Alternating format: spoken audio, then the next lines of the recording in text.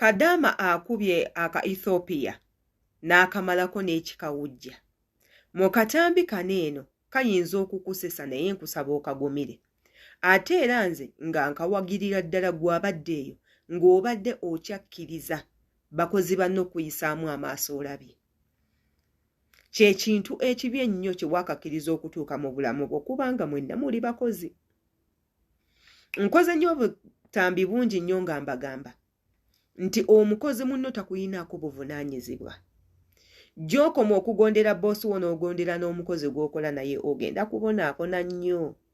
Ku bombi olina okulondako ani gw'owuliriza okusinga, gw'otya okusinga, gw'ovunnamira okusinga, gw'owa ekitiibwa okusinga, okusigaza obulamu.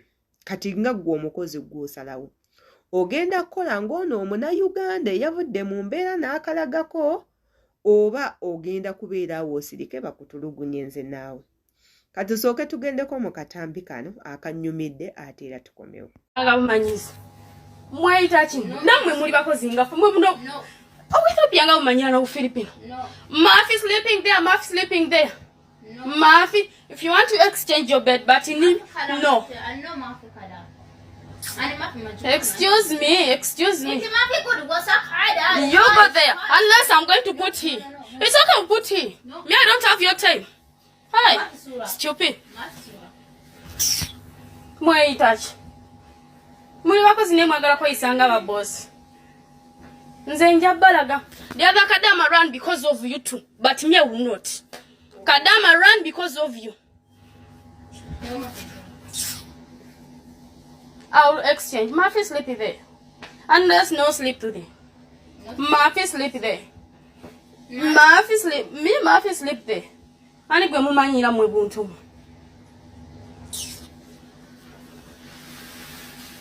Mubana mwe bano buntu bumanyira kati kabe muno kali kusimu bumanyira ndoza bwayita bukama bwaffe nabo nozo okalaba.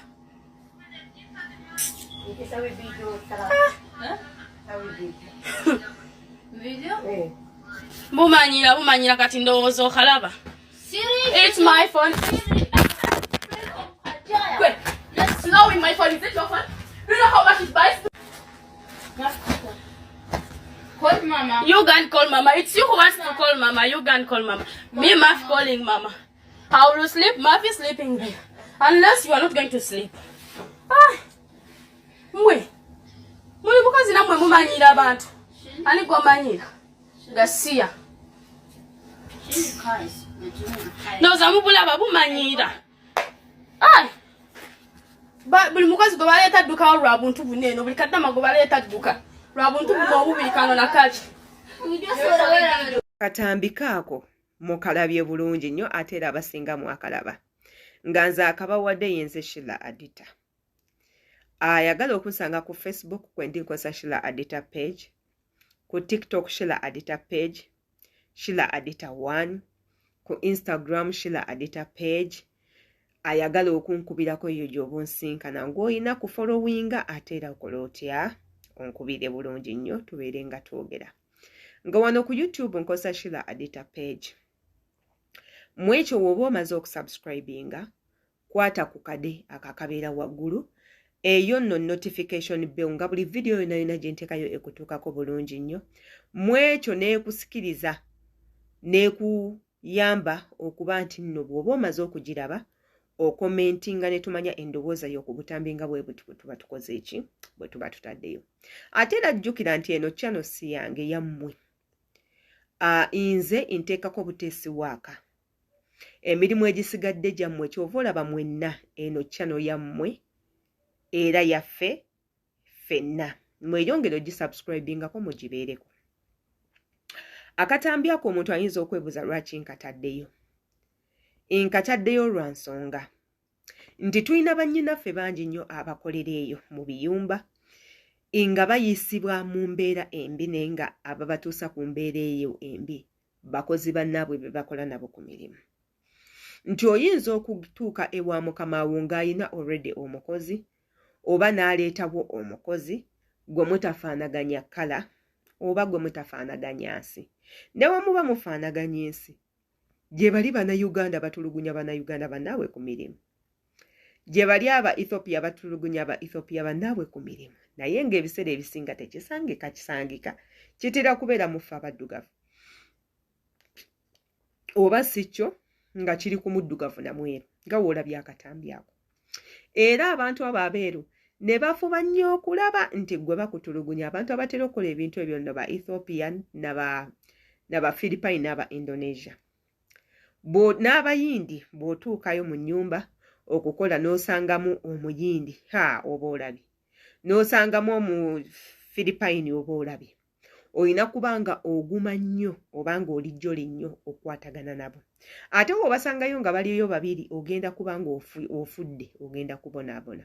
Naye nga mu ekyo nina bakubiriza ntya, gwe ng'omukozi tokkiriza mukozi munno kumalako mirembe, nedda ddiya, tokikkiriza ekyo nno, it's a no for me.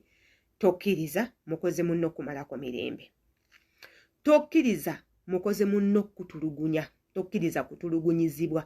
Mukozi munno we mukedde ku makya mujje mukole ki? Mwenna mujje mukole okunoonya ekikumi nno, era still that's a no for me.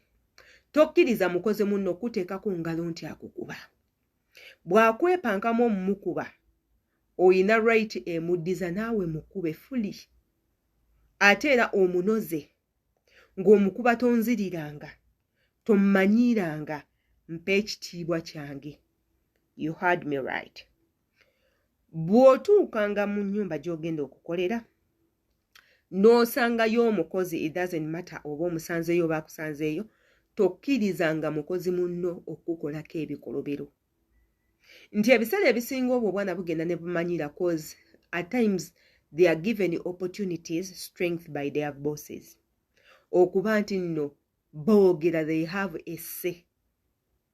Ate bayinza n'okuba nga ebiseera ebisinga bamanyi olulimi that for you don't know.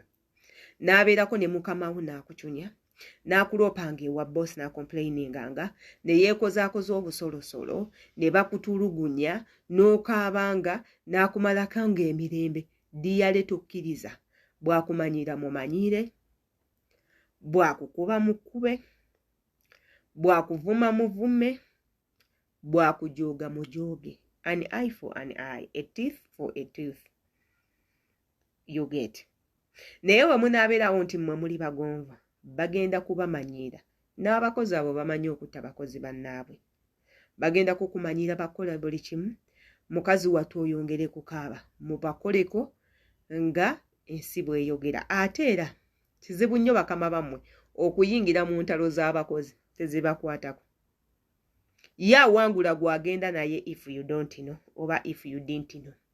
Yenze Sheila Adita kammanye endowooza yo nga gwe bw'ogwa ku muntu nga bw'ati ng'akumanyiira nga mukozi munno gw'oyinza mukolera ki. Let me know in the comment section. Imbagalanyi.